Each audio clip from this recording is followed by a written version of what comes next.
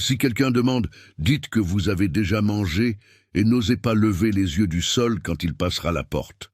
Votre insignifiance est la seule vertu qui vous reste. Fillette, avez-vous bien compris? La voix de Madame Geneviève n'avait pas besoin de crier pour transpercer l'âme.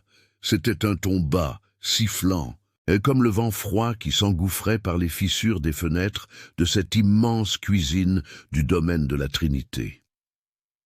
Anaïs se contenta d'acquiescer, serrant ses mains calleuses contre son tablier crasseux, sentant son estomac gargouiller une douloureuse note de protestation. Il y avait un plat sur la table en bois massif, mais ce n'était pas pour elle. C'était le reste du dîner des maîtres, des épluchures de pommes de terre, des morceaux de graisse que le nouveau maître avait laissés dans son assiette, un peu de riz tombé sur la nappe et ramassé à la main. « Oui, madame, Madame Geneviève, j'ai compris », murmura Anaïs, la voix tremblante, les yeux fixés sur les bottes de cuir fin de la gouvernante. « Très bien. Maintenant, mangez ça vite avant que je ne le jette aux cochons. Eux au moins, ils rapportent. Vous, Anaïs, vous n'êtes que dépense et honte. » Madame Geneviève tourna le dos, sa jupe de taffetas noir froufroutant avec l'autorité de celle qui régnait sur ces terres depuis 30 ans, bien avant la naissance d'Anaïs. La porte claqua, le silence revint régner dans la cuisine, seulement brisé par le crépitement du bois dans le poêle et le son de la pluie fine qui commençait à tomber dehors, bénissant la terre, mais glaçant les os de ceux qui n'avaient pas la chaleur d'une étreinte. Anaïs regarda le plat. La faim n'a pas d'orgueil, mes amis. La faim est une créature ancienne et cruelle qui vit en nous et n'accepte pas de non comme réponse. Les mains tremblantes, elle prit ce reste de nourriture. Il n'y avait pas de couvert pour elle. Anaïs porta un morceau de pomme de terre froide à sa bouche, fermant les yeux pour ne pas voir sa propre humiliation. Elle avala ses larmes en même temps que la nourriture sèche. Ce fut à cet instant précis, quand la dignité semblait avoir fui loin de ce domaine, que la porte de derrière s'ouvrit. Ce n'était pas la porte par où Geneviève était sortie, mais la porte qui donnait sur le jardin d'hiver. Le son de bottes lourdes, mais d'un pas ferme, résonna sur le carrelage hydraulique. Anaïs se figea. Le morceau de pain rassis s'arrêta à mi-chemin de sa bouche. Elle leva les yeux, défiant l'ordre, et vit Charles, l'héritier, l'homme qui avait passé 10 ans à Paris à étudier le droit, et qui était revenu pour reprendre l'empire du domaine de la Trinité après la mort de son père. Il était là, immobile, sa chemise de lin blanc légèrement humide de la pluie, les cheveux noirs ébouriffés et un regard qu'Anaïs n'avait jamais vu chez personne de cette classe. Un regard de choc mêlé d'une profonde tristesse. Il regarda Anaïs, regarda le plat de restes mélangés, regarda ses mains salies par la suie du fourneau, tenant la nourriture comme un trésor dérobé. « Quoi? Qu'est-ce que c'est que ça ?» La voix de Charles était grave, emplissant la pièce, mais il n'y avait pas de colère en elle. Il y avait de l'incrédulité. Anaïs lâcha la nourriture dans le plat comme si elle s'était brûlé les doigts. Elle se recroquevilla, essayant de se faire plus petite qu'elle ne l'était déjà, tentant de disparaître dans les ombres projetées par la lampe à pétrole. « Pardon, monsieur Charles, pardon, j'avais faim. Madame Geneviève dit que je pouvais... Je ne voulais pas vous salir la vue, monsieur. » Charles fit 2 pas en avant. La lumière de la lampe illumina son visage. Il n'avait pas l'air d'un maître sur le point de punir un serviteur. Il avait l'air d'un homme qui voyait un crime contre l'humanité se dérouler dans sa propre maison. « Vous mangez les restes de mon plat ?» demanda-t-il, chaque mot sortant lentement, douloureusement. « C'est de la bonne nourriture, monsieur. Je vous remercie. Dieu bénisse l'abondance du domaine de la Trinité. » Anaïs répondit rapidement, la peur faisant battre son cœur la chamade. Charles ferma les yeux un instant et respira profondément. Quand il les rouvrit, il brillait, non de larmes, mais d'une détermination féroce.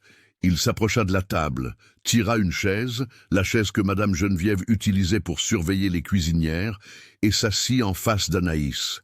« Arrêtez, dit-il doucement. Ne mangez plus jamais ça. Mais monsieur, comment vous appelez-vous » Il l'interrompit, se penchant en avant, ignorant la saleté de la table, ignorant la suie, ignorant le fossé social qui existait entre le propriétaire de 1000 hectares de terre et la jeune femme qui dormait dans la mansarde. « Anaïs, monsieur, Anaïs !» Il répéta le nom comme pour le tester sur sa langue. « Anaïs, regardez-moi !» Elle obéit, tremblante. Les yeux de Charles étaient de la couleur de la terre fertile après la pluie. C'étaient des yeux qui voyaient. Pour la première fois depuis des années, Anaïs sentit que quelqu'un la voyait. Non pas comme un outil de travail, non pas comme un fardeau, mais comme une personne. Personne. Aucun animal ne doit manger ce qui a été jeté dans cette maison tant que j'en serai le propriétaire, dit Charles. Et puis il fit quelque chose d'impensable. Il tendit la main et toucha légèrement le bras d'Anaïs. « Vous tremblez. Est-ce de froid ou de peur ?»« Un peu de tout, monsieur, » confessa-t-elle, une larme solitaire s'échappant et traçant un chemin propre sur son visage sale. Charles se leva brusquement. La chaise racla le sol avec un son aigu. « Venez avec moi. »« Quoi ? Non, monsieur. Madame Geneviève va me tuer. Je ne peux pas quitter la cuisine à cette heure. Je suis le propriétaire du domaine de la Trinité, Anaïs, et je vous dis, venez avec moi maintenant. » Le cœur d'Anaïs s'emballa. Que ferait-il? La conduirait-il au salon? L'expulserait-il? Mais il y avait quelque chose dans sa voix. Ce n'était pas un ordre de maître, c'était un appel à l'aide d'une âme qui venait de s'éveiller à la réalité. Et ce fut là, à cet instant suspendu entre la peur et l'espoir, que le destin d'Anaïs et de Charles fut scellé, non pas par un baiser, non pas par une promesse d'amour éternel, mais par un plat de nourriture refusé et une main tendue. Mes amis, le cœur manque de battre un coup, n'est-ce pas? Imaginez le désespoir de cette jeune femme, Anaïs, ayant à manger des miettes, et la surprise de ce jeune homme, Charles, découvrant la cruauté sous son propre toit. Combien de fois ne jugeons-nous pas ceux qui ont beaucoup, pensant qu'ils n'ont pas de cœur? Et combien de fois ne souffrons-nous pas en silence, pensant que personne ne voit notre douleur, mais Dieu voit. Et parfois, il utilise les chemins les plus tortueux pour croiser deux vies. Si vous avez déjà ressenti le froid de l'injustice, ou si vous croyez que le monde tourne et que l'humiliation d'aujourd'hui peut être l'honneur de demain, je vous demande maintenant avec toute mon affection de vous abonner à notre chaîne Contes du Cœur. Laissez un j'aime sur cette vidéo, car cela aide cette histoire à atteindre plus de cœurs qui ont besoin d'espoir. Et dites-moi dans les commentaires de quel endroit de notre vaste France vous suivez l'histoire d'Anaïs et de Charles. Je veux vous envoyer une accolade. Voyons ce que Charles va faire maintenant, car je sens que Madame Geneviève ne va pas du tout aimer ça. Le domaine de la Trinité n'était pas seulement un lopin de terre, c'était un royaume. Situé au cœur de la campagne, où les collines se déployaient en vagues vertes à perte de vue. La propriété était célèbre pour son café, l'or noir, qui avait soutenu des générations de la famille de Charles. Le manoir, une grande demeure coloniale aux murs blancs et aux fenêtres bleues, se dressait au sommet de la plus haute colline, surveillant la vallée comme un géant endormi. Mais comme tout royaume, celui-ci avait aussi ses sombres recoins, et Anaïs connaissait bien l'obscurité.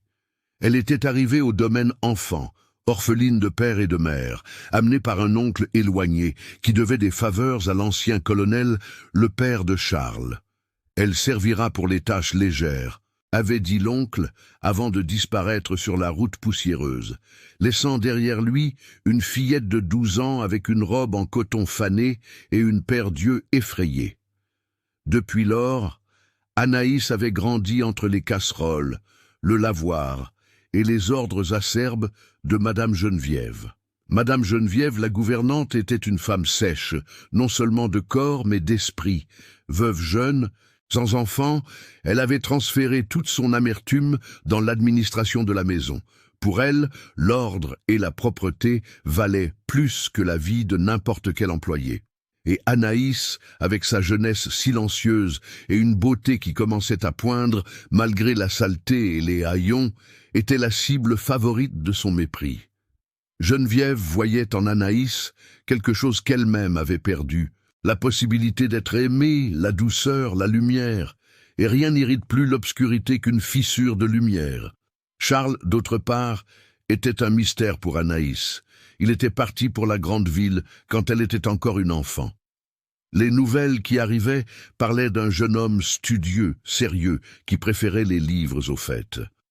Quand le vieux colonel décéda, il y a 3 mois, Charles revint, mais il revint différent de ce que tout le monde attendait. Il n'était pas arrogant, ne criait pas, ne montait pas à cheval en fouettant l'air. Il était silencieux. Il passait des heures à la bibliothèque ou à se promener dans les plantations de café avec ce regard lointain de celui qui porte un poids invisible. On disait dans la cuisine qu'il avait perdu une fiancée à Paris, victime d'une fièvre subite. On disait qu'il était revenu le cœur verrouillé, mais Anaïs n'avait jamais osé le regarder directement jusqu'à cette nuit. De retour à la scène dans la cuisine, la pluie dehors redoublait, martelant les tuiles de terre cuite. Le son de l'eau qui coulait semblait laver le monde, mais à l'intérieur de cette maison, la tension était palpable. Charles marchait devant, ses pas résonnant dans le long couloir qui reliait la buanderie à la salle à manger principale. Anaïs le suivait, recroquevillée, essayant de marcher légèrement pour ne pas salir le tapis persan qui couvrait le plancher ciré. Elle avait honte de ses vêtements, de son odeur de fumée, de ses mains rêches. En arrivant dans la salle à manger, la table était toujours mise. Bien que le dîner ait déjà été servi et débarrassé, le lustre en cristal pendait du haut plafond, ses bougies projetant des ombres dansantes sur les murs décorés de portraits d'ancêtres sévères. « Asseyez-vous, » dit Charles, désignant une des chaises à haut dossier, rembourrée de velours rouge. « Monsieur Charles, s'il vous plaît, » supplia Anaïs, les mains jointes en prière. « Oh, si Madame Geneviève me voit assise sur la chaise du maître, Madame Geneviève travaille pour moi, Anaïs, et cette maison est la mienne. Asseyez-vous. » Anaïs s'assit sur le bord de la chaise, prête à sauter et à courir à tout moment. Le velours était doux, chaud, elle n'avait jamais rien senti d'aussi noble sur sa peau. Charles se dirigea vers le buffet. Il y avait une corbeille à fruits en argent pleine de fruits de saison et un plat couvert d'un drap de lin. Il souleva le drap. Des pains frais, des galettes de maïs, du fromage affiné. Il prit une assiette en porcelaine fine, de celle qu'Anaïs ne touchait que pour les laver avec un soin extrême, sous menace de retenue sur son salaire si elle la cassait, et commença à servir. Il posa 2 épaisses tranches de fromage, un généreux morceau de galette et une pomme rouge et brillante. Puis il versa un verre de lait frais d'une carafe en cristal. Il posa l'assiette devant Anaïs. « Mangez, dit-il, mangez comme une personne, pas comme une ombre. » Anaïs regarda la nourriture. L'odeur du fromage et de la galette envahit ses narines, faisant saliver sa bouche douloureusement. Elle regarda Charles. Il était appuyé contre le buffet, les bras croisés, l'observant. Il n'y avait pas de pitié dans son regard, il y avait de la justice. « Pourquoi faites-vous cela, monsieur ?» demanda-t-elle, la voix ne sortant qu'en un filet. Charles soupira, passant la main dans ses cheveux noirs. « Parce que j'ai passé les 10 dernières années à étudier les lois, les droits, la manière dont le monde devrait être juste, et j'arrive dans ma propre maison et je trouve cela. » Il désigna la cuisine d'où il venait. « Je trouve la barbarie sous mon toit. J'ai perdu l'appétit, Anaïs. J'ai perdu l'appétit de manger, de vivre, de tout, depuis que je suis revenu. Mais vous voir manger ces restes, cela m'a donné une faim différente, la faim de faire ce qui est juste. » Anaïs ne comprit pas tout ce qu'il dit, mais elle comprit le sentiment. Les mains tremblantes, elle prit la galette. La première bouchée fut comme une étreinte intérieure, le goût du maïs, la douceur. Elle ferma les yeux et, sans pouvoir se contrôler, commença à pleurer. Elle mangeait et pleurait. De grosses larmes tombaient sur l'assiette en porcelaine, se mêlant au fromage. Charles ne bougea pas. Il se contenta de regarder, sentant un nœud dans la gorge qu'il n'avait pas ressenti depuis longtemps. La douleur de cette jeune femme était si pure, si crue, qu'elle brisait l'armure d'indifférence qu'il avait construite autour de lui après la mort de sa fiancée. Quand Anaïs eut fini, elle s'essuya le visage avec la manche de sa robe honteuse. « Merci, monsieur. Dieu vous le rende au centuple. Je n'ai jamais rien mangé d'aussi bon. »« Demain, dit Charles, d'une voix ferme. Vous ne travaillerez plus à la cuisine. Anaïs écarquilla les yeux, la panique revenant. Vous allez me renvoyer, monsieur? Pour l'amour de Dieu, monsieur Charles, je n'ai nulle part où aller. Le monde dehors est dangereux pour une jeune femme seule. Je ferai n'importe quoi. Je nettoierai la porcherie. Calmez-vous, Anaïs. Charles s'approcha et, dans un geste impensé, lui prit les mains qui gesticulaient frénétiquement. Ses mains étaient chaudes et douces, les siennes froides et calleuses. Le contraste était choquant. « Je ne vais pas vous renvoyer. J'ai dit que vous ne travaillerez plus à la cuisine. Vous travaillerez ici à la maison, en aidant à la bibliothèque, en prenant soin des fleurs, en servant à table. Mais Madame Geneviève, elle dit que je suis maladroite, que je ne suis pas faite pour être près des invités. Madame Geneviève devra apprendre que celui qui décide qui sert ou non dans cette maison, c'est moi. » À ce moment, des pas rapides et lourds se firent entendre dans le couloir. La porte de la salle à manger s'ouvrit avec fracas. Madame Geneviève était là. Elle portait un peignoir de soie sombre sur sa chemise de nuit et ses cheveux gris étaient tressés sévèrement. Son visage était pâle de fureur contenue. Elle regarda la scène, le maître, l'héritier du domaine de la Trinité, tenant les mains de la servante sale, assise à la table principale, avec une assiette en porcelaine fine devant elle. Le silence qui suivit fut lourd, chargé d'électricité. « Monsieur Charles, » dit Geneviève, la voix tremblante d'indignation, « puis-je savoir ce que signifie ce spectacle? Cette créature assise à la table de votre défunte mère. » Anaïs tenta de retirer ses mains, mais Charles les tint fermement. Il se tourna lentement vers la gouvernante, sans lâcher Anaïs. « Cela signifie, Geneviève, que les règles du domaine de la Trinité ont changé. À partir d'aujourd'hui, Anaïs ne mangera plus de reste. Et à partir de demain, elle quittera la cuisine et deviendra mon assistante personnelle pour l'organisation de la maison. » Geneviève recula d'un pas, comme si elle avait reçu une gifle. Ses petits yeux sombres fusillèrent Anaïs d'une haine si intense que la jeune femme sentit un frisson parcourir son échine. « Vous ne savez pas ce que vous faites, » siffla Geneviève. « Cette fille est maudite. Elle porte malheur. Son oncle l'a laissée ici parce qu'il ne la supportait pas. Elle a du mauvais sang, monsieur Charles. Vous mêlez à ce genre de personnes. Cela va entacher le nom de la famille. Ce qui entache le nom de ma famille, Geneviève, c'est la cruauté. » rétorqua Charles, lâchant les mains d'Anaïs et se levant, imposant toute sa hauteur. « Et je ne tolérerai plus de cruauté ici. Préparez-lui une chambre d'amis. » « Une chambre d'amis ?» Geneviève faillit crier « Pour la laveuse de vaisselle, pour Anaïs !» « Et si vous n'êtes pas satisfaite de mes ordres, Geneviève, la route est la même qui vous a amené ici il y a 30 ans. » Geneviève serra les lèvres jusqu'à ce qu'elles blanchissent. Elle savait quand elle avait perdu une bataille, mais la guerre était loin d'être finie.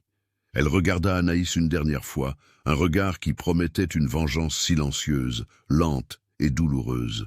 « Comme vous le désirez, monsieur, » dit-elle avec une révérence moqueuse. « Mais ne dites pas que je ne vous ai pas prévenu lorsque le malheur frappera à la porte. Rappelez-vous cette nuit. » Geneviève pivota sur ses talons et sortit, laissant une traînée de parfums anciens et de rancœur dans l'air.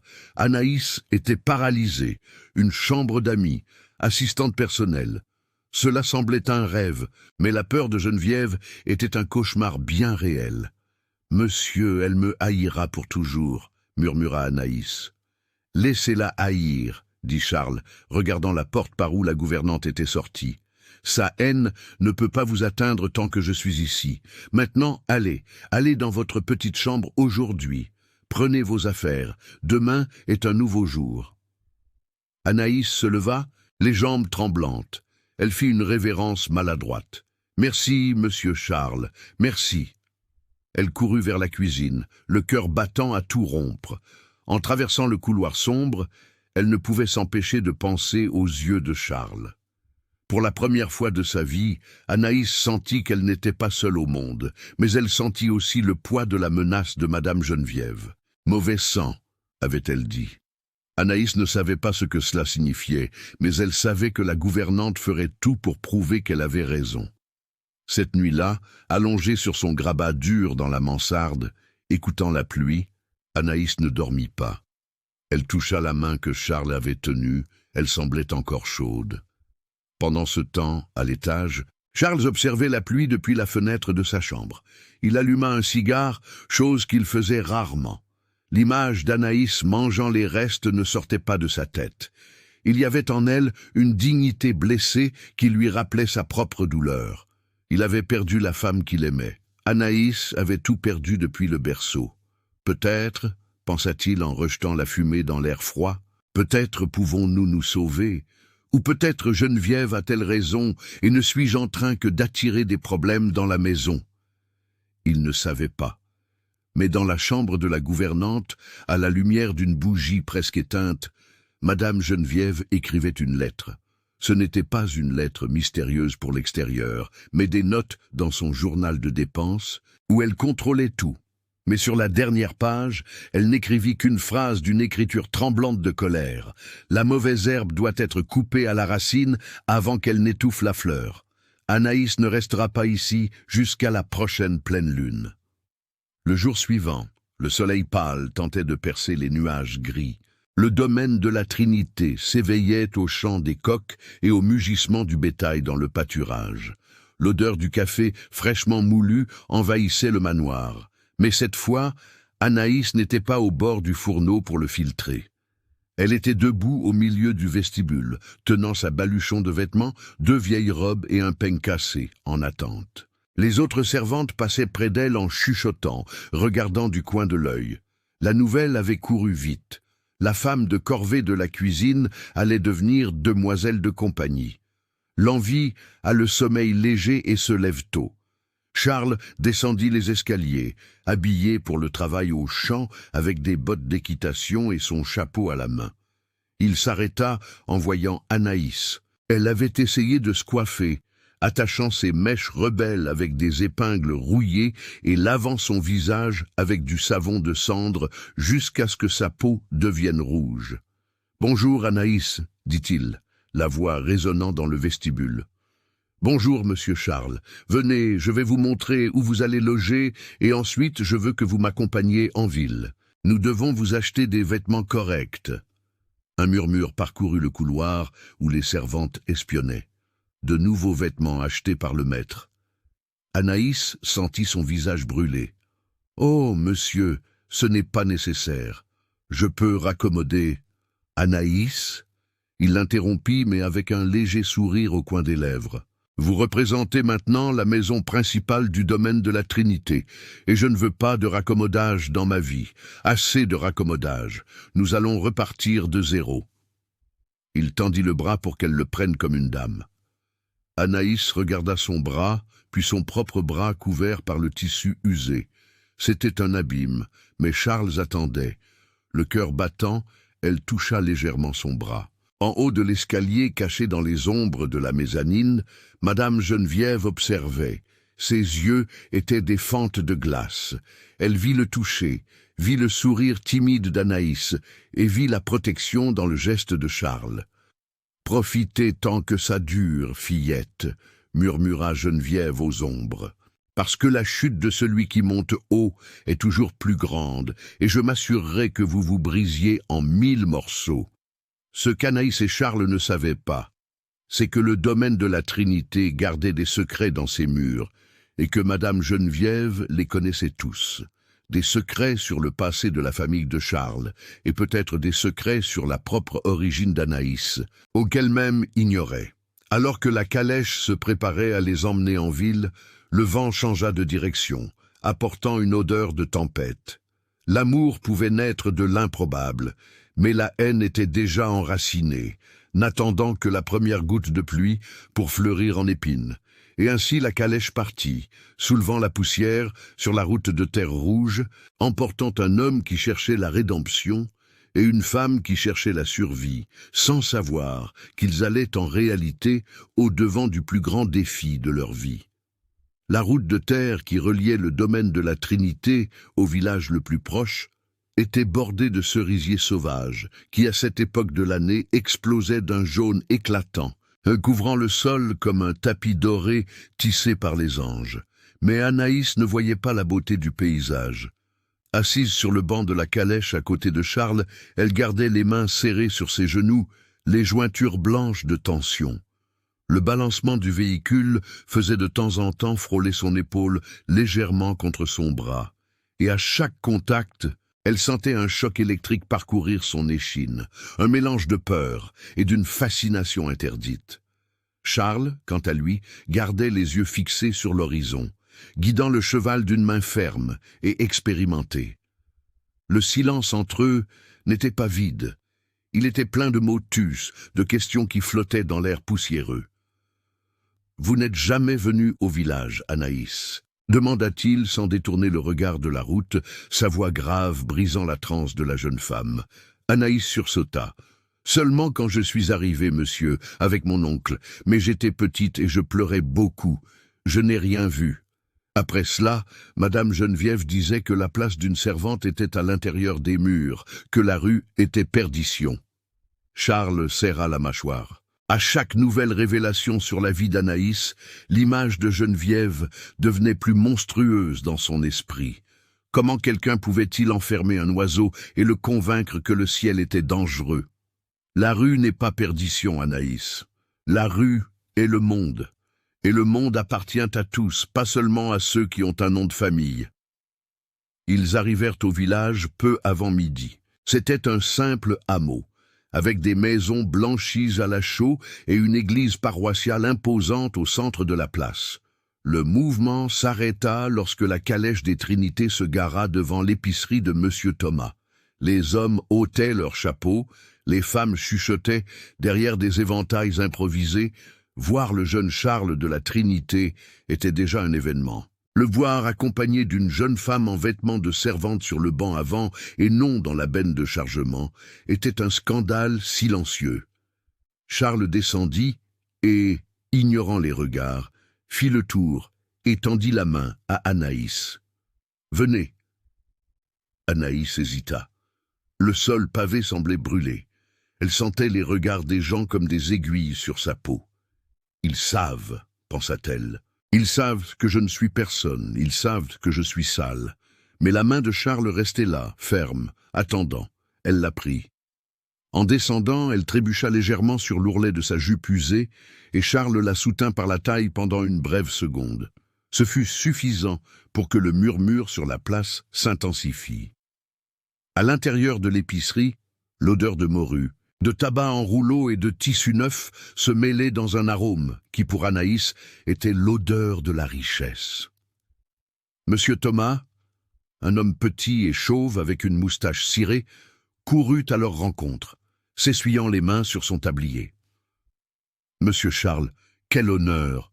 À quoi devons-nous cette visite? Vous avez besoin d'outils, de graines ?»« J'ai besoin de robes, Thomas. Et pour mademoiselle Anaïs ?» Le commerçant regarda Anaïs de haut en bas avec un regard de mépris qu'il ne put masquer à temps. « Pour elle ?» Thomas lâcha un rire nerveux. « Monsieur Charles, avec tout le respect que je vous dois, nous avons des tissus de coton brut à l'arrière, excellents pour les uniformes de servante, pas chers et solides, c'est une merveille. » L'air dans l'épicerie se refroidit. Charles fit un pas en avant, s'approchant du comptoir. Sa voix baissa d'un ton, devenant dangereusement calme. « Je n'ai pas demandé d'uniforme, Thomas. J'ai demandé des robes, et je ne veux pas ce qu'il y a à l'arrière. Je veux voir ce que vous avez de mieux, des tissus légers, des couleurs claires et des chaussures. Elle a besoin de chaussures qui ne lui fassent pas mal aux pieds. » Monsieur Thomas déglutit, réalisant son erreur. L'argent des Trinités soutenait la moitié de ce commerce. « Bien sûr. Bien sûr. Pardon, monsieur. Par ici, s'il vous plaît. » L'heure suivante fut un flou pour Anaïs. Elle fut emmenée dans un coin du magasin où les tissus fins étaient exposés. Charles ne s'y connaissait pas en mode féminine, mais il s'y connaissait en dignité. Il désigna un tissu bleu clair, de la couleur du ciel du matin, et un autre d'un ton crème doux avec de petites fleurs brodées. « Ce bleu, dit-il, Il va bien avec... » Il s'arrêta regardant Anaïs, qui était recroquevillée dans un coin. « Il va bien avec la liberté. » Quand Anaïs sortit du vestiaire improvisé vêtue de la robe bleue, l'épicerie se tut. La coupe était simple, mais le tissu tombait doucement sur son corps mince, mettant en valeur une élégance naturelle que les haillons cachaient. Le bleu illuminait sa peau mate et rendait ses yeux bruns couleur de miel liquide. Elle se dirigea vers le grand miroir ovale au centre du magasin. Pour la première fois depuis 20 ans, Anaïs se vit elle-même, non la servante, non l'orpheline, non la femme de corvée. Elle vit une femme. Elle porta les mains à son visage, touchant ses propres joues, incrédule. « C'est moi », murmura-t-elle, la voix étranglée. « Monsieur Charles, c'est bien moi. » Charles observait de loin, appuyé contre une pile de sacs de café. Son cœur, qu'il jurait mort et enterré avec sa femme, eut un soubresaut étrange, douloureux et vif. Elle était belle, non une beauté de salon, artificielle et poudrée, mais une beauté agreste, résistante, comme une fleur qui naît dans la fissure d'un rocher. « C'est vous, Anaïs, » répondit-il doucement. « C'est qui vous avez toujours été, sauf que maintenant le monde peut le voir. » Anaïs commença à pleurer, non de tristesse, mais d'un soulagement si profond qu'il faisait mal. C'étaient les pleurs de quelqu'un qui enlève une armure lourde après une vie entière à la porter. Le retour au domaine de la Trinité fut différent. Le soleil se couchait déjà, teintant le ciel de violet et d'orange. Anaïs, maintenant vêtue de bleu et chaussée de nouvelles ballerines, se sentait une autre personne. Mais à mesure que les portes du domaine approchaient, la peur ancienne rampait de nouveau dans son estomac. Madame Geneviève attendrait, et elle était là. Quand la calèche s'arrêta devant le manoir, la gouvernante était sur la véranda, immobile comme une statue de sel. À côté d'elle, 2 autres servantes, Marie et Jeanne, épiaient avec des yeux écarquillés. Charles descendit et aida Anaïs. Lorsque ses pieds chaussés de chaussures neuves touchèrent le sol, Geneviève descendit les marches de la véranda. Son regard balaya Anaïs de haut en bas, s'arrêtant sur le tissu fin de la robe. Un sourire glacial, presque imperceptible, courba ses lèvres minces. « Je vois que la promenade a été fructueuse, » dit Geneviève, la voix dégoulinante d'ironie. « La Cendrillon du café a eu des vêtements de princesse, mais attention, monsieur Charles, les nouveaux vêtements ne changent pas l'âme de celui qui les porte. Ce qui naît tordu meurt tordu. » « Gardez vos proverbes empoisonnés pour vous, Geneviève, » rétorqua Charles, la dépassant et guidant Anaïs à l'intérieur. « Anaïs, allez dans votre nouvelle chambre. Reposez-vous. Demain, nous commencerons à organiser la bibliothèque. » Anaïs monta les escaliers, sentant le regard de Geneviève lui brûler le dos. La chambre d'amis était simple, mais pour Anaïs, elle ressemblait à un palais. Il y avait un lit avec des draps blancs et odorants, une fenêtre qui donnait sur le jardin et, le plus important, une porte qu'elle pouvait fermer. Cette nuit-là, Anaïs ne dîna pas à la cuisine. Charles ordonna qu'un plateau lui soit apporté dans sa chambre. Ce fut la première fois qu'Anaïs mangea seule en paix, sans avoir à avaler la nourriture à la hâte. Mais la paix au domaine de la Trinité était un tissu fin, sur le point de se déchirer. Le jour suivant, la routine de la maison changea. Anaïs, au lieu de frotter le sol, était dans la bibliothèque. Une pièce immense, avec une odeur de papier ancien et de bois.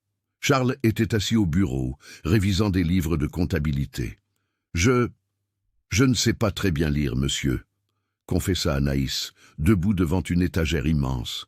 « Je sais assembler les lettres que le prêtre m'a enseignées quand j'étais enfant. » Charles leva les yeux de ses papiers. « Ce n'est pas grave, vous apprendrez. Mais pour l'instant, j'ai besoin que vous dépoussiériez ces livres et que vous les organisiez par taille et par couleur. Ma tête est un fouillis, Anaïs. J'ai besoin qu'au moins l'environnement autour de moi soit en ordre. » Ils passèrent la matinée ainsi, travaillant en silence, un silence complice. De temps en temps, Charles s'arrêtait et l'observait. Il y avait une légèreté dans ses mouvements qu'il n'avait pas remarquée auparavant. Et Anaïs, à son tour, observait le maître. Elle voyait les rides de préoccupation sur son front, l'ombre de tristesse qui ne quittait jamais ses yeux.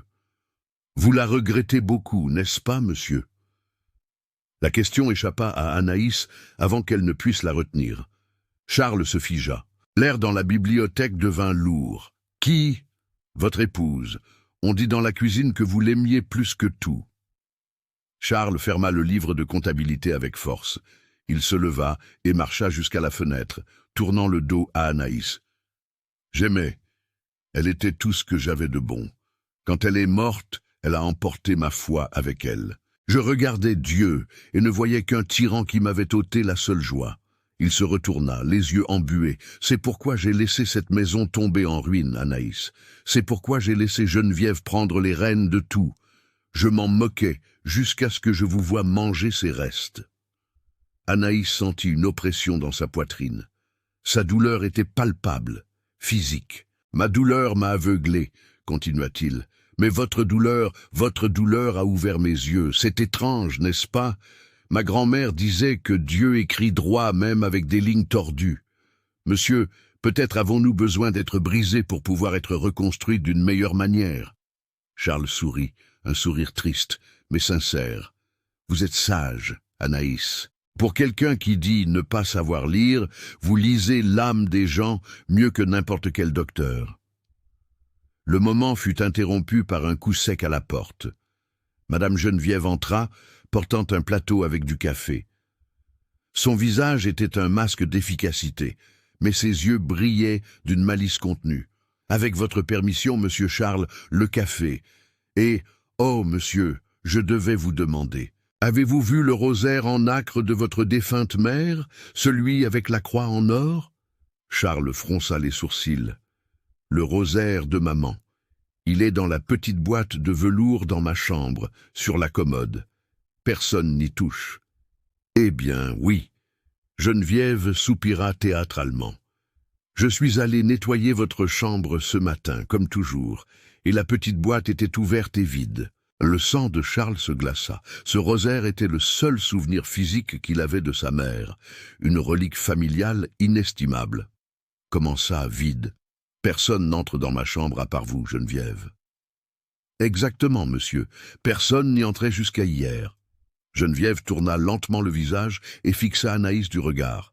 « Hier, pendant que monsieur prenait son bain, j'ai vu Anaïs sortir du couloir des chambres principales. Elle a dit qu'elle était perdue, cherchant la chambre d'amis. » Anaïs sentit le sol se dérober sous ses pieds. « Mensonge !» cria Anaïs, la terreur s'emparant de sa voix.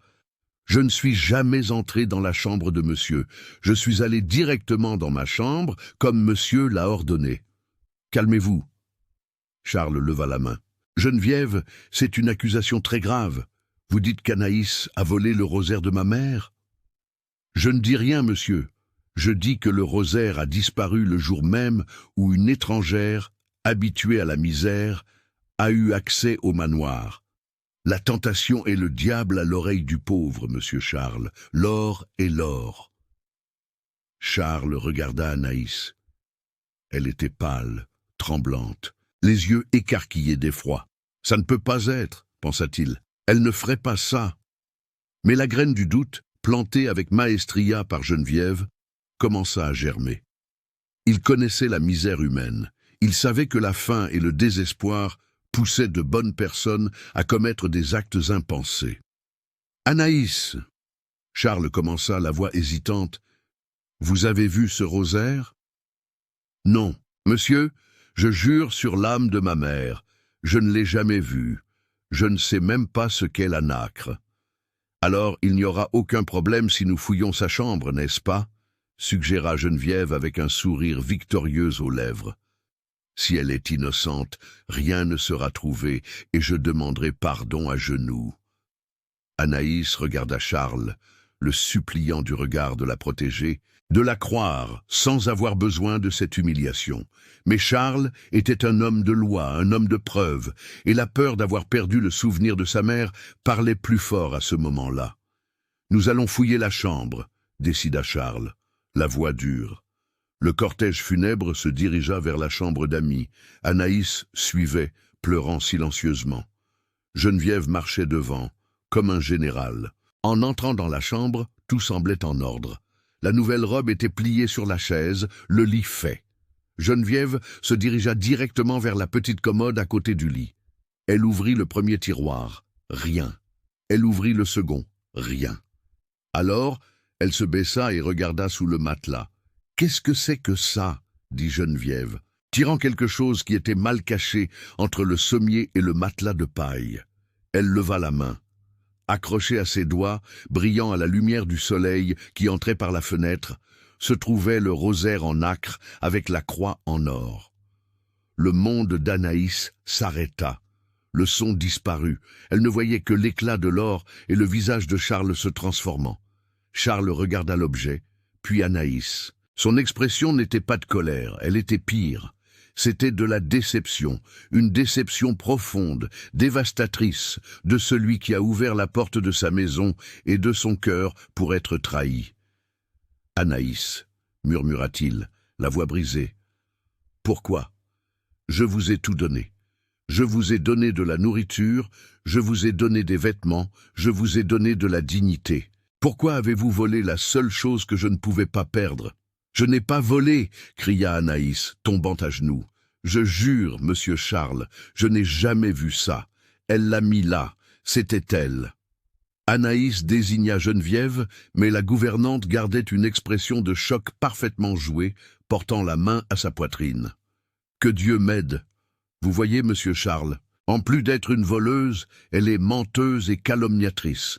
C'est ce qui arrive quand on met des gens de cette espèce dans la maison. » Charles prit le rosaire de la main de Geneviève. Il le serra contre sa poitrine, fermant les yeux. La douleur de la trahison se mêlait à la confusion. Anaïs semblait si sincère dans son désespoir, mais la preuve était là. « Sortez !» dit Charles sans regarder Anaïs. « Monsieur, s'il vous plaît, sortez !» Le cri de Charles fit trembler les vitres. « Sortez de ma chambre, sortez de ma vue. Retournez à la cuisine, retournez à la porcherie, retournez où vous voulez, mais sortez de ma vue avant que je ne perde la tête. » Geneviève sourit. Un sourire qui n'atteignit pas les yeux, mais qui illumina son âme noire. Elle avait gagné. Anaïs se leva, les larmes lui aveuglant la vue. Elle ne prit pas ses nouveaux vêtements, ne prit rien, sortit en courant de la chambre, descendit les escaliers en trébuchant, traversa la cuisine sous les regards curieux des autres servantes et courut sous la pluie qui recommençait à tomber dehors. Elle courut jusqu'à l'ancienne grange abandonnée, loin du manoir, et se jeta dans le foin, sanglotant jusqu'à manquer d'air. Le rêve était fini. Cendrillon s'était transformé en citrouille avant même minuit. Mais tandis qu'Anaïs pleurait son malheur seule et injustement accusée, elle ne réalisa pas qu'elle n'était pas totalement seule. Dans le coin sombre de la grange, une paire d'yeux l'observait. Ce n'étaient pas des yeux humains, c'étaient des yeux attentifs, curieux, qui avaient été témoins de son arrivée. Et au manoir, Charles s'enferma dans la bibliothèque avec une bouteille de whisky. Il regardait le rosaire sur la table.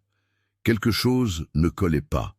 Le nœud du mouchoir où le rosaire était enroulé était un nœud de marin, un nœud complexe. Anaïs savait à peine attacher ses chaussures.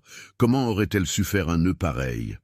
Le doute, petit et persistant, commença à ronger la certitude de Charles, mais l'orgueil blessé criait plus fort.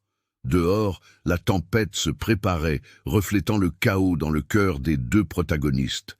Et Madame Geneviève, dans sa chambre, caressait une vieille clé qu'elle portait autour du cou, la clé d'un secret bien plus grand qu'un simple vol. Un secret qui impliquait la naissance d'Anaïs et le passé du domaine de la Trinité. « Bien bâtarde, cette petite !» murmura Geneviève, éteignant la bougie. « Votre enfer ne fait que commencer. » La grange du domaine de la Trinité était un lieu d'ombre et d'odeur de foin vieilli. La pluie, qui auparavant semblait une bénédiction, sonnait maintenant comme un châtiment, martelant le toit de tôle avec une fureur qui empêchait toute pensée de paix. Anaïs était recroquevillée dans un coin sur un tas de paille sèche, serrant ses genoux. La robe bleue, celle qui quelques heures auparavant l'avait fait se sentir reine, était maintenant maculée de boue et de larmes, un rappel cruel d'un rêve qui dura moins que la rosée du matin. Elle ne sentait pas seulement le froid sur sa peau. Le plus grand froid venait de l'intérieur. C'était la glace de l'injustice. Comment Dieu pouvait-il permettre cela? Elle qui avait toujours prié, qui avait toujours accepté son destin tête baissée, était maintenant jetée dans la boue comme une voleuse. « Pourquoi, mon Dieu ?»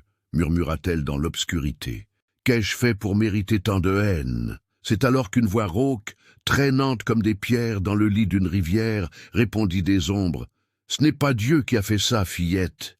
C'est la méchanceté des hommes et la méchanceté d'une femme qui a le diable à la place du cœur. » Anaïs fit un bond, le cœur s'emballant. Des ombres émergea une silhouette courbée, appuyée sur une canne de bois. C'était le vieux Toussaint, l'employé le plus ancien du domaine. Toussaint s'occupait des chevaux et vivait là, dans une petite pièce attenante à la grange.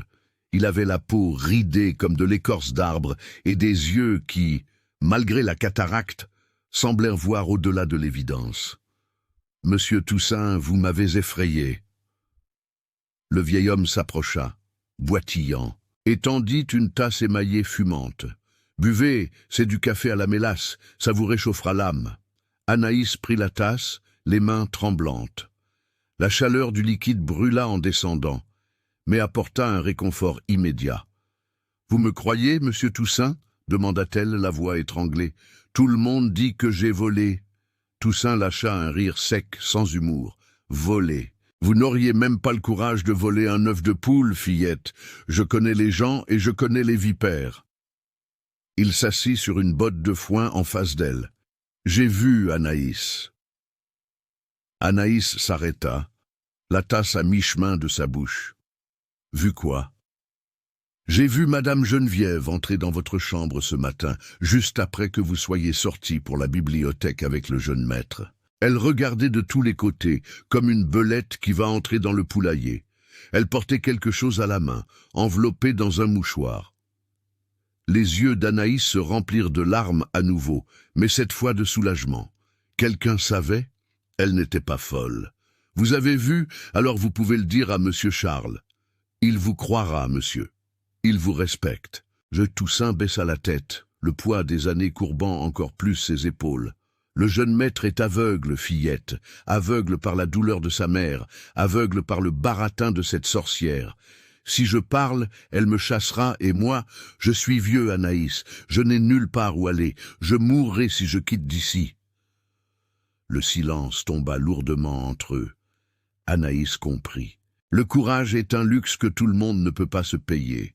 Elle ne pouvait pas exiger que ce vieil homme risque son toit pour elle. « Je comprends, monsieur Toussaint. Merci pour le café, mais écoutez, dit le vieil homme, levant un doigt noueux. Le mensonge a des jambes courtes, mais un pas rapide. La vérité est boiteuse, mais elle arrive toujours. Le jeune maître n'est pas idiot. Il a le sang de son père, mais il a le cœur de sa mère. Donnez du temps au temps et ne partez pas d'ici. Si vous fuyez, cela ressemblera à de la culpabilité. Restez, tenez bon, la tempête passe toujours. » Pendant ce temps, au manoir, la tempête semblait s'être installée à l'intérieur de la bibliothèque. Charles était assis dans le fauteuil en cuir, le rosaire en nacre sur la table, à côté de la bouteille de whisky qu'il avait à peine touchée. Ses yeux étaient fixés sur le mouchoir où le rosaire avait été trouvé. Le nœud? Ce maudit nœud. Charles prit le mouchoir et le défit. Puis, il essaya de le refaire.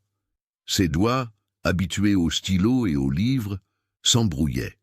Ce n'était pas un nœud d'ordinaire, c'était un nœud de pêcheur, un nœud qui se serrait d'autant plus qu'on tirait. Anaïs sait à peine attacher son tablier, pensa-t-il. Comment aurait-elle fait un nœud pareil?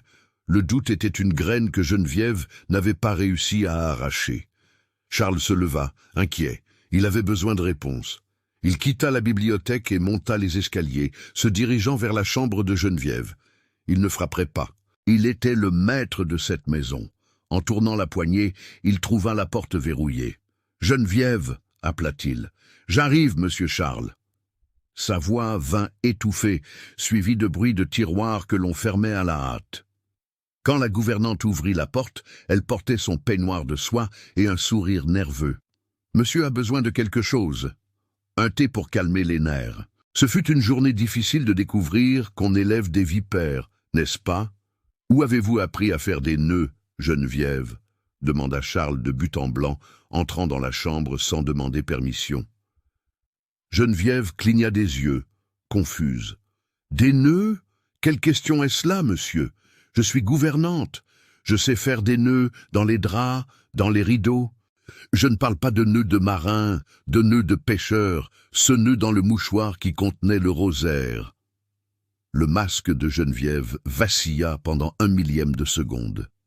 Ses yeux se détournèrent vers un vieux portrait sur la commode, la photo d'un homme en uniforme de la marine marchande, son défunt mari.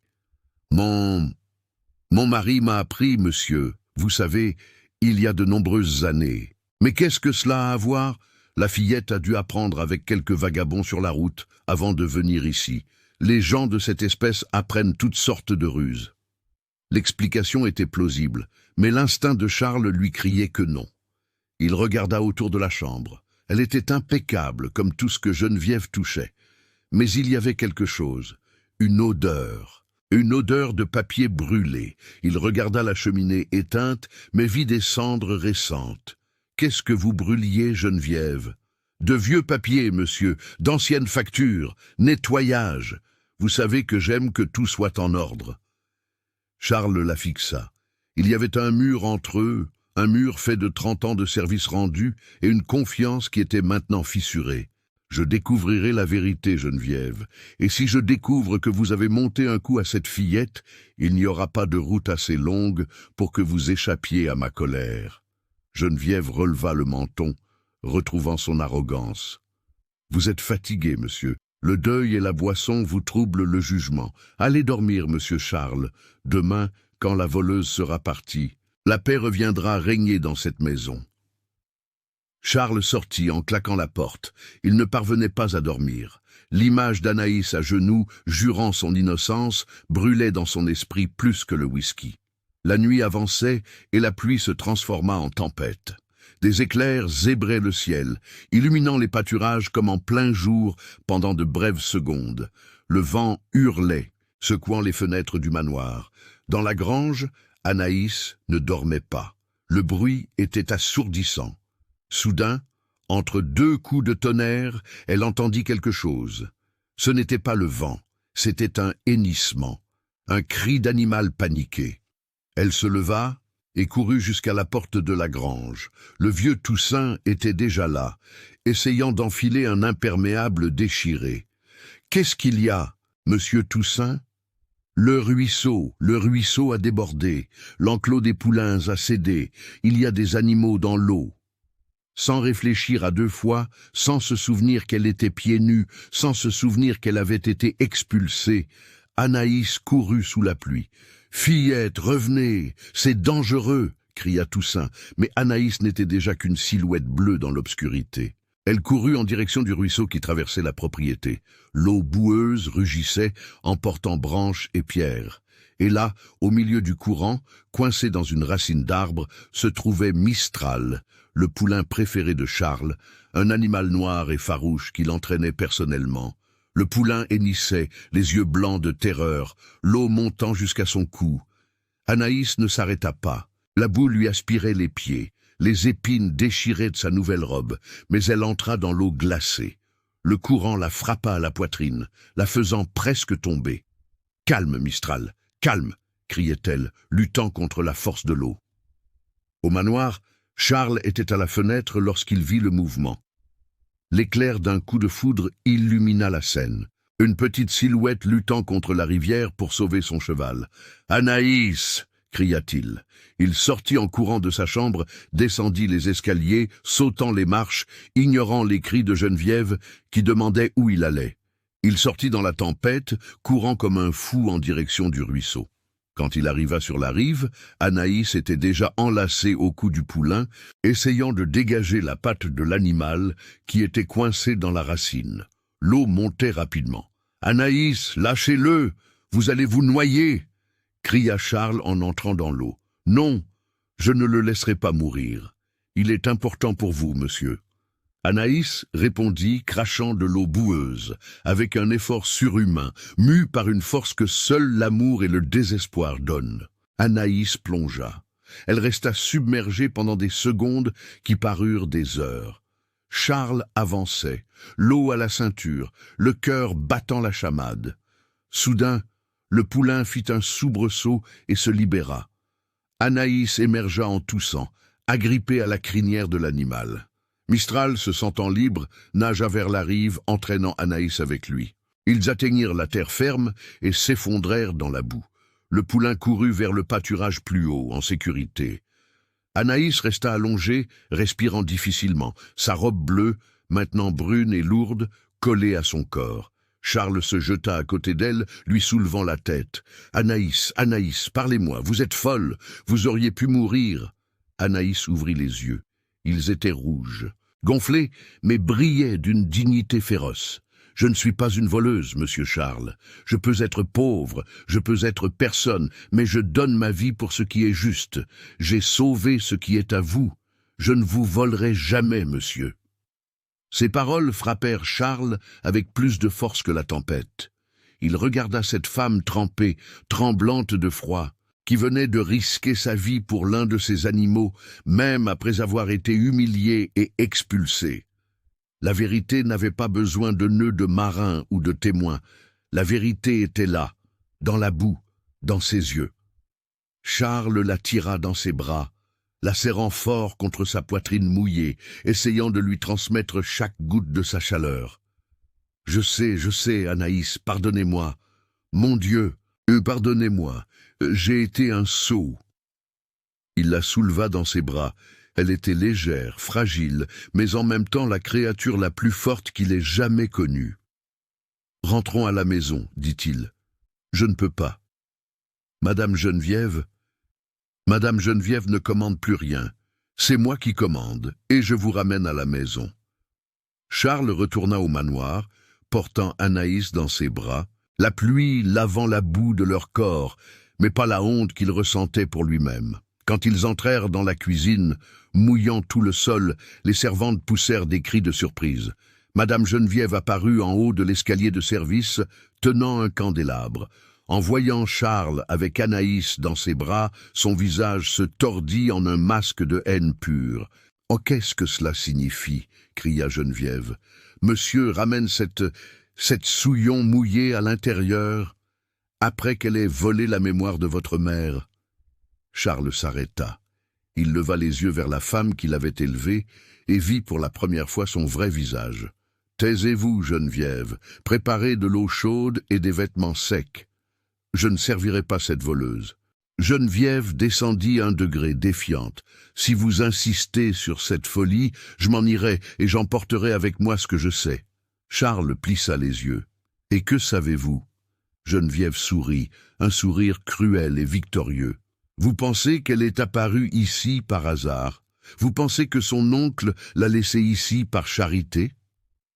Geneviève descendit 1 autre degré, la voix baissant jusqu'à un murmure venimeux qui résonna dans la cuisine silencieuse. « Demandez-lui, monsieur Charles, demandez-lui le nom de sa mère.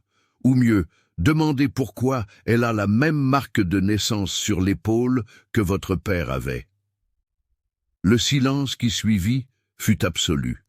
Même la pluie dehors ne semblait pas oser faire de bruit. Anaïs, dans les bras de Charles, frissonna. « Je ne sais pas de quoi elle parle, monsieur. Je n'ai aucune marque, juste une petite tache couleur café au lait. » Charles regarda Anaïs. La robe déchirée sur l'épaule révélait la peau, et là, petite et discrète, se trouvait une tache marron clair, de forme irrégulière, la même marque que son père, le colonel de la Trinité, avait, la même marque que Charles n'avait pas héritée, mais qu'il connaissait bien. Charles sentit ses jambes flancher. Il regarda Geneviève, qui maintenait son sourire triomphant. « Que dites-vous, Geneviève ?» La voix de Charles était un fil. « Je dis, monsieur Charles, que vous tenez dans vos bras la preuve vivante de la trahison de votre père. Cette jeune femme n'est pas une servante comme les autres.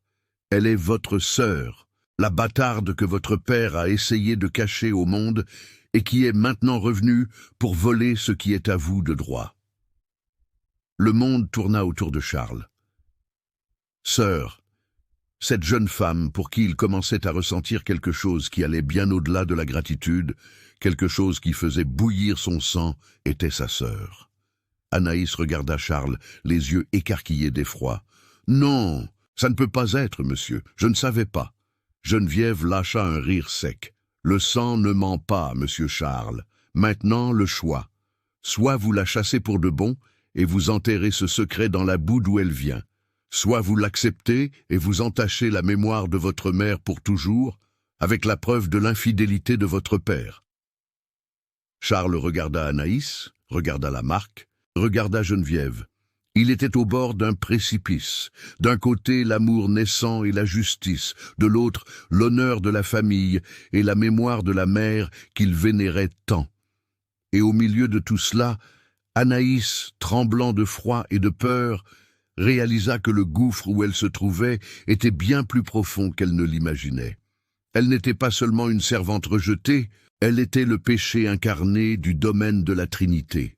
Le silence qui s'abattit sur le domaine de la Trinité les jours suivants n'était pas de paix, mais de mort.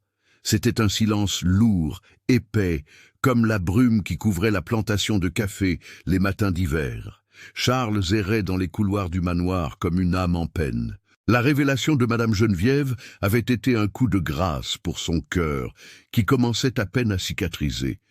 Sœur, le mot résonnait dans son esprit à chaque pas, à chaque battement du balancier dans le vestibule. La femme pour qui il avait ressenti une attirance dévastatrice, la femme dont le courage l'avait fait vouloir vivre à nouveau, était de son propre sang. L'horreur de cette possibilité le paralysait.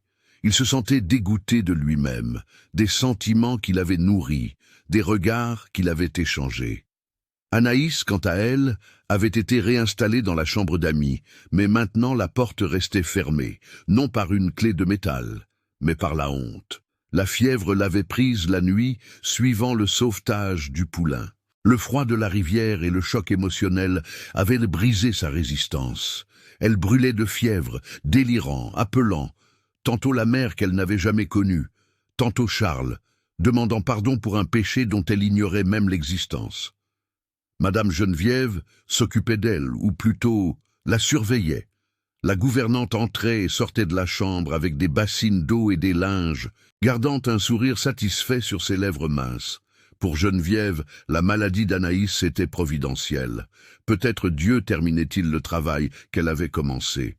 « Buvez, fillette », disait Geneviève, forçant un thé amer à Anaïs. « Buvez pour nettoyer ce mauvais sang. » Charles évitait la chambre. Il ne supportait pas de regarder Anaïs et de voir le péché de son père, et pire, le sien.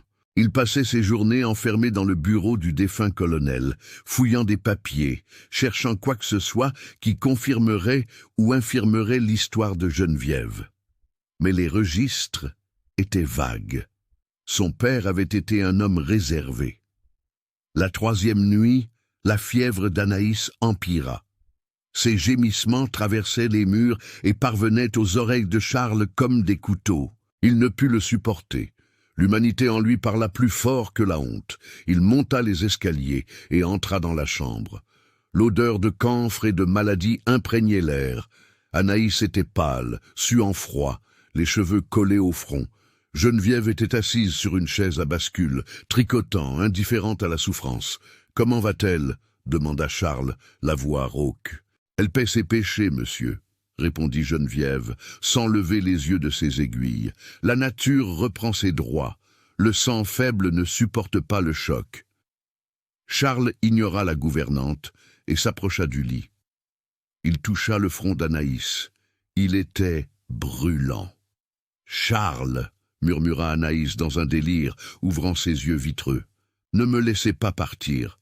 Je ne voulais pas être votre sœur. Je voulais être la vôtre. » La phrase mourut dans un soupir douloureux. Charles sentit son cœur se briser en 1000 morceaux. Il retira sa main brusquement, comme s'il s'était brûlé. « Geneviève, appelez le médecin du village maintenant. »« Le docteur Duval ne viendra pas à cette heure avec cette route pleine de boue. Et pourquoi faire pour soigner une bâtarde ? Laissez la nature suivre son cours, monsieur Charles.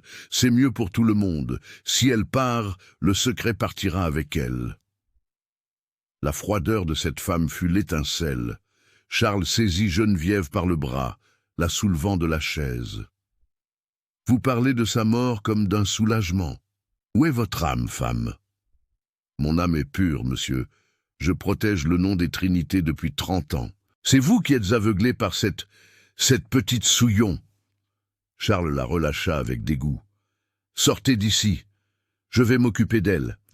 Et demain, dès le lever du soleil, j'irai au village. Non pas chercher le médecin, mais chercher le père Benoît. Il a baptisé tout le monde dans cette région.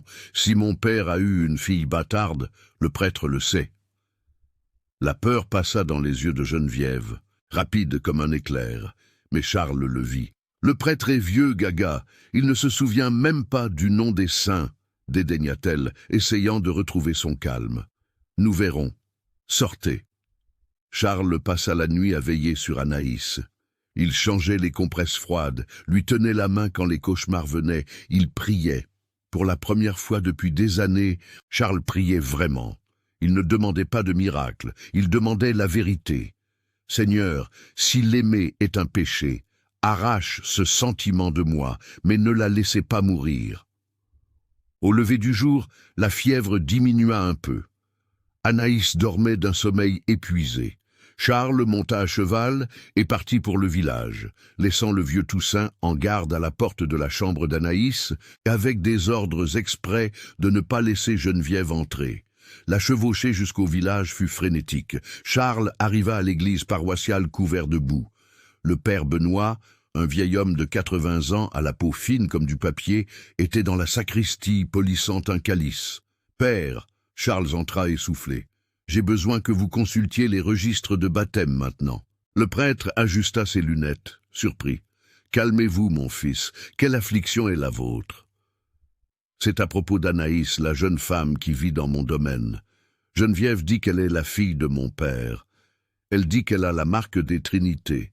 J'ai besoin de savoir la vérité, père. Je deviens fou. » Le père Benoît fronça les sourcils, arrêtant le mouvement de la flanelle sur le calice. « Anaïs, la fillette que Joseph, le régisseur, a amenée. »« Joseph, le régisseur ?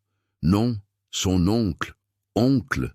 Rien du tout. » Le prêtre soupira, posant le calice. « Asseyez-vous, Charles.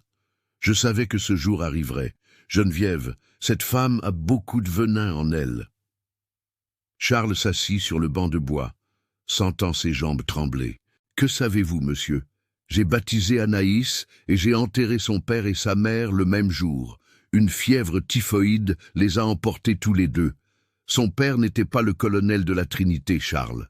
Son père était Joseph, le régisseur, qui a sauvé la vie de votre père lors d'une embuscade. Vous vous souvenez ?» Charles se souvint. C'était une histoire que son père racontait toujours. Joseph, l'homme qui s'était jeté devant une balle pour sauver son maître. « Mais la marque, » insista Charles. « Geneviève a dit qu'elle a la même marque de naissance sur l'épaule que mon père avait. J'ai vu la marque, père. » Le père Benoît sourit tristement. « Charles, mon fils, votre père n'avait pas de marque de naissance. Ce qu'il avait sur l'épaule était une cicatrice de brûlure. D'un accident avec de la poudre dans sa jeunesse. Anaïs a une tache de naissance. Oui, c'est courant. Beaucoup de gens en ont. Geneviève a utilisé une coïncidence ou peut-être l'ignorance de votre mémoire enfantine pour créer un mensonge. » Charles sentit le monde tourner. Mais cette fois dans le bon sens, le poids de 1000 tonnes s'était envolé de son dos. « Alors, elle n'est pas ma sœur. Non, Charles, elle est la fille d'un héros qui est mort pour votre famille. Votre père, le colonel, avait promis d'élever la fillette comme sa propre fille. Il l'aimait beaucoup. Il disait qu'elle était la lumière qui manquait dans la maison après que vous soyez parti étudier. Mais Geneviève était passionnée par votre père, Charles, une passion maladive et silencieuse. Elle voyait dans la petite Anaïs l'amour que le colonel portait à une autre personne, même si c'était un amour paternel. Quand le colonel mourut, Geneviève jeta la fillette à la cuisine et inventa cette histoire d'oncle éloigné pour l'humilier. Et maintenant, elle a inventé le lien de parenté pour vous éloigner. » Charles se leva. La fureur qu'il ressentait maintenant n'était pas chaude, Elle était froide, calculatrice et implacable. « Merci, père, vous venez de sauver 2 vies. » Le retour au domaine fut différent. Charles ne ressentait plus la fatigue ni la boue. Il ressentait l'urgence. Il avait besoin d'atteindre Anaïs. Il avait besoin de lui demander pardon à genoux. Il avait besoin de lui dire qu'il l'aimait, qu'elle était libre, qu'elle était à lui, si elle le voulait. Quand il entra au galop dans la cour du domaine de la Trinité, le soleil était déjà haut. Il sauta de son cheval encore en mouvement et courut vers la maison. « Geneviève !» cria-t-il, sa voix résonnant comme le tonnerre dans le vestibule. La gouvernante apparut en haut de l'escalier avec sa posture rigide habituelle. Mais en voyant le visage de Charles, quelque chose en elle vacilla. Elle vit qu'il savait. « Où est-elle » demanda Charles, montant les marches 2 par 2, dans la chambre où monsieur l'a envoyée, mourante probablement.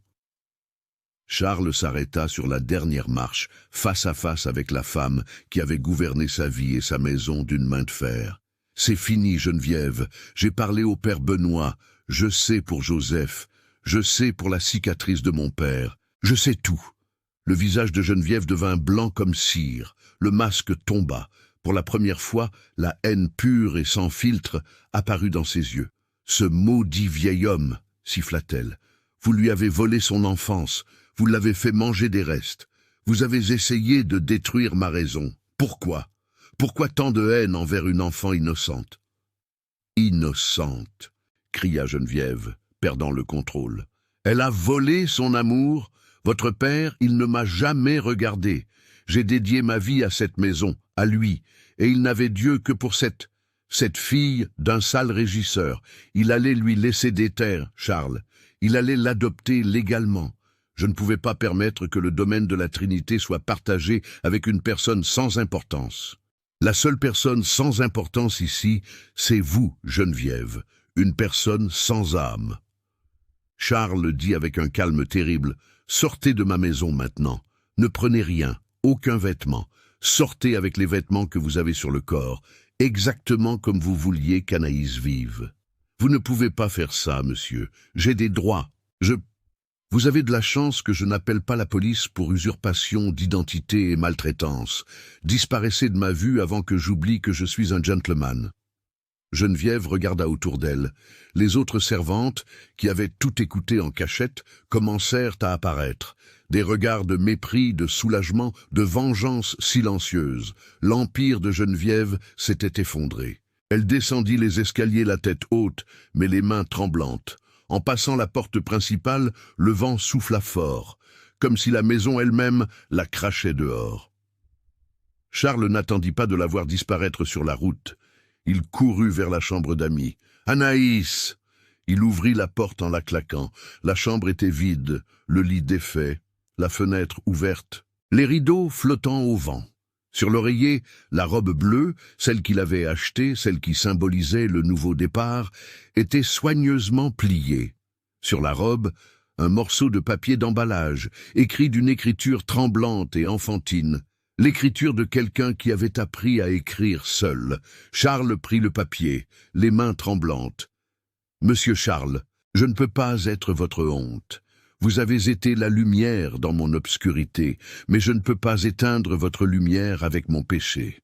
Madame Geneviève m'a dit que si je restais, vous perdriez le respect de tous, que la marque sur mon épaule est la marque de la trahison. Je pars. Ne me cherchez pas. Laissez-les penser que je suis morte ou que je me suis enfuie. C'est mon dernier cadeau pour vous, votre liberté. Je vous aime plus que ma propre vie. Anaïs. » Charles froissa le papier contre sa poitrine, un cri de désespoir coincé dans sa gorge. « Non, non, Anaïs, ne faites pas ça !»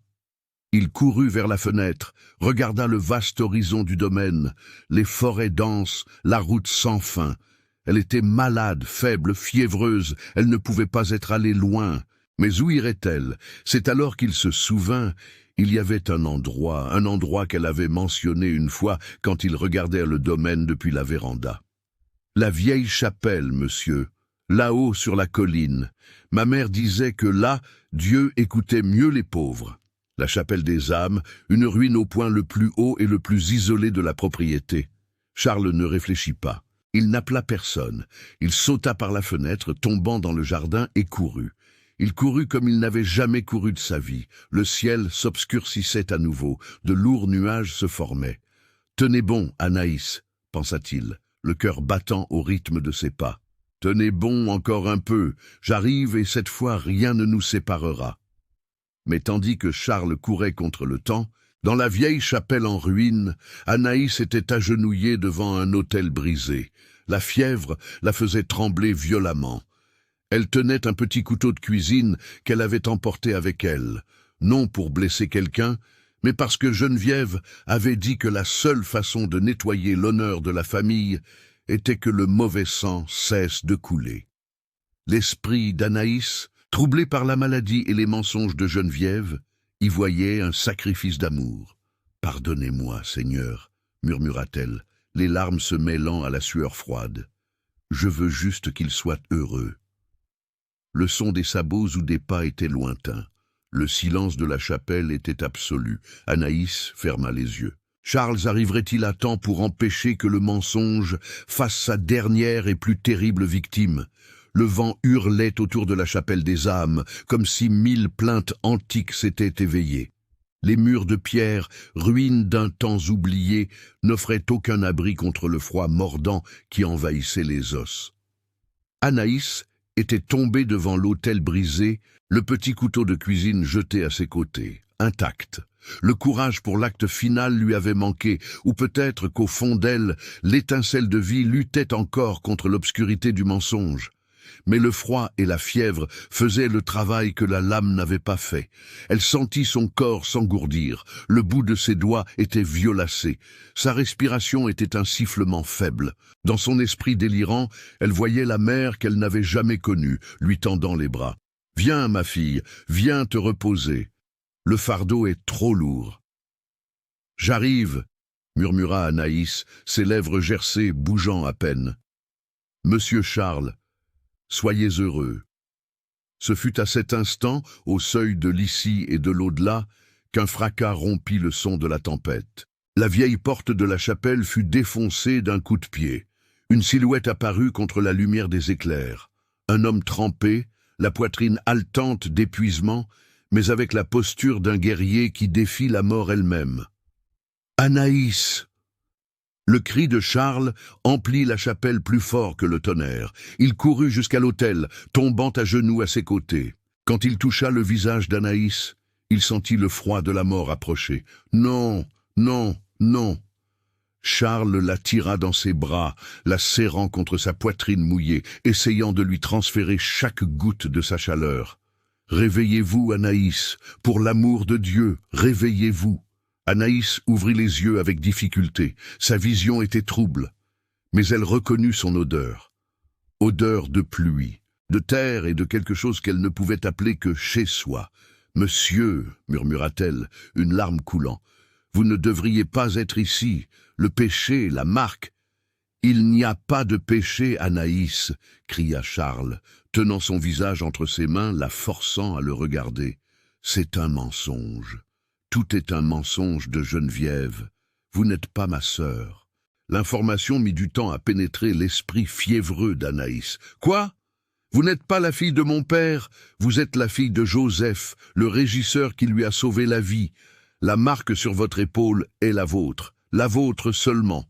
Mon père n'avait aucune marque, c'était une cicatrice. Geneviève a tout inventé parce qu'elle était jalouse. Parce que mon père vous aimait comme sa fille, mais il ne l'a jamais aimée, elle. » Anaïs cligna des yeux, les larmes chaudes commençant à laver la terreur de ses yeux. « Je ne suis pas de votre sang ?»« Non. Vous êtes du sang de héros, Anaïs. Et vous êtes la femme que j'aime. Vous avez entendu ? Je vous aime, non pas comme un frère, mais comme un homme. Et je ne vous laisserai pas mourir pour un mensonge. » Charles la souleva dans ses bras, ignorant la fatigue, ignorant la douleur dans ses muscles. Il la porta hors de la chapelle, vers la tempête qui semblait maintenant s'apaiser, comme si la vérité avait calmé les cieux.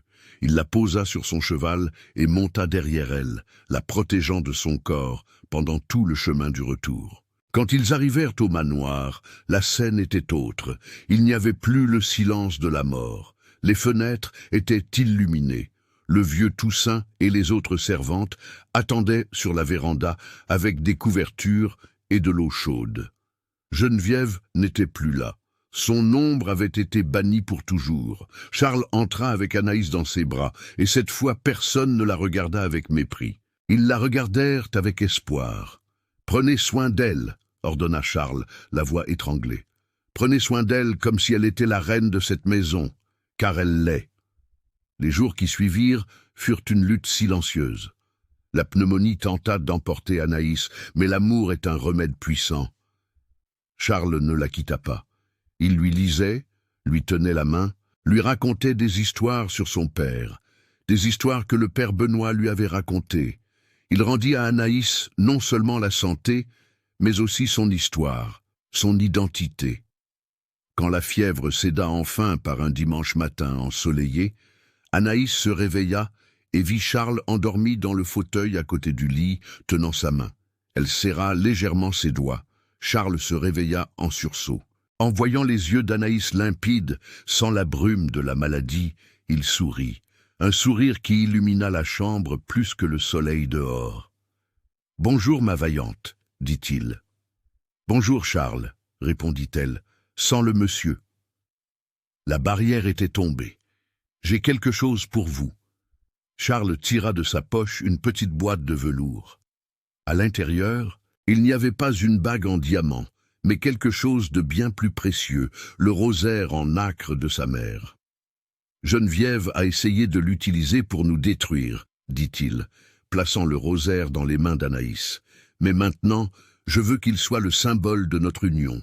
Ma mère serait fière de voir ce rosaire dans les mains de la femme qui a sauvé son fils de la solitude. » Anaïs embrassa le rosaire, puis embrassa la main de Charles. « Je n'ai rien à vous donner, Charles, seulement ma vie. Votre vie est tout ce dont j'ai besoin. » Ils s'embrassèrent là, dans cette chambre qui avait été le théâtre de tant de douleurs et qui était maintenant le berceau d'une nouvelle vie. Ce fut un baiser doux, avec un goût de promesse, de guérison et d'éternité. Le temps, mes amis, est le maître de la raison et le jardinier des destins. 5 ans passèrent au domaine de la Trinité, et quiconque verrait cet endroit aujourd'hui ne reconnaîtrait pas la terre triste d'autrefois. Les plantations de café étaient chargées, une mer verte et rouge qui s'étendait jusqu'à l'horizon. Le jardin du manoir, autrefois abandonné, était maintenant une explosion de couleurs, entretenue personnellement par la maîtresse de maison.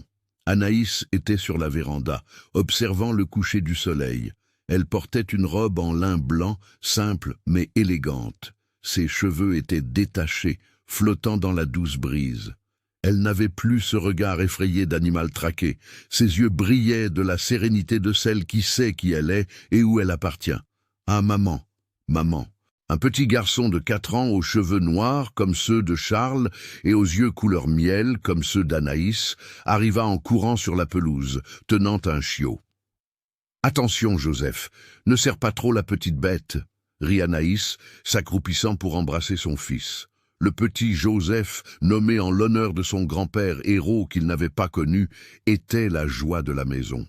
Il avait l'énergie de son père et la douceur de sa mère. Charles apparut juste derrière, revenant du travail au champ.